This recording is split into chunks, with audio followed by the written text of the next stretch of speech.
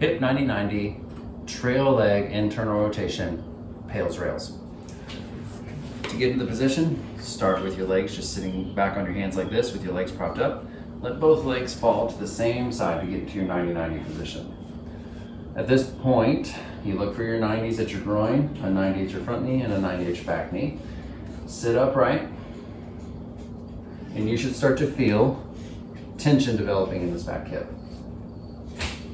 If you don't feel tension just sitting upright, great. All you have to do is start to rotate your trunk towards this back leg. And it's not just twisting through the spine. Think of trying to take everything all the way down through your pelvis towards that back leg. And by doing that, then it really does start to feel like it winds tight kind of in this area. If I could take a C shape, put it right here, this is where I feel that tension. So this hip is now maxed out into internal rotation.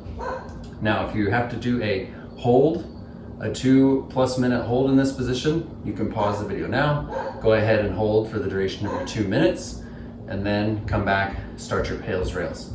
I'm gonna go ahead and move forward with those PAILS and rails contractions. So PAILS, you're flexing everything that is being stretched. You're literally trying to force your way out of the stretch. So in this position, you're gonna use the muscles of your hip to drive this back foot and ankle down into the floor. Like you're trying to leave a dent in the floor. Nothing is gonna move, but by golly, you're gonna try to crush the floor with that back foot and ankle. You're gonna start off light on a scale of 1 to 10, about a 2, and we're gonna ramp up from there. So get your position, make sure nothing's gonna move from here. What you see here is gonna stay here throughout the entire duration of this contraction. So use these muscles, start to drive that foot and ankle down into the floor. On a scale of 1 to 10, you're about a 2. You should feel a little bit of tightness amplify. Now bring it up to a 3, then a 4, then a 5, a 6, 7, 8, that's where I really start to get shaky, 9, and now at 10, you're pushing down as hard as you possibly can through that back foot and ankle. All of this stuff is super tight now. Keep holding, keep holding, keep holding, keep holding, and then slowly start to back it off all the way back down to 0. Don't just turn it off, turn it down.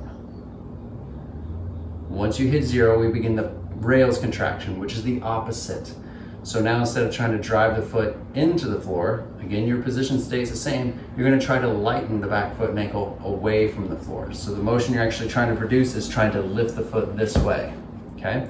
It may not actually lift when you're in your end range, and that's okay, but by golly, you wanna try.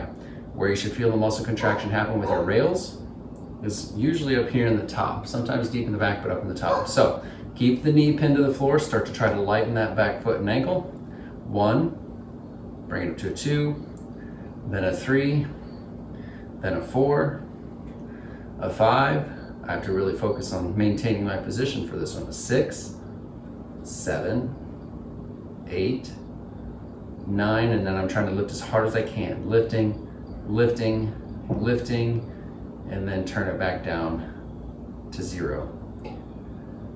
Okay, during that time when you're doing your rails, if you feel like you're actually able to get a little deeper into your range, I want you to take up that space. If you feel like you are not actually able to produce a very strong muscle contraction in either direction for your PAILS or your rails, you would back out of the range just enough to where you feel like you can actually do that, because you want to be able to produce power in the range that you're at. As you continue to practice that power, you should feel like you can get deeper and deeper into the range and still produce that power. When you're performing these in real time, you are going to work up through your PAILS, ramping up the contraction effort, then you're gonna turn it down, and then you're immediately gonna roll right into your rails contraction. So it's gonna be pushing down, and then immediately trying to lift, and then you will rest and recover, still maintaining your position.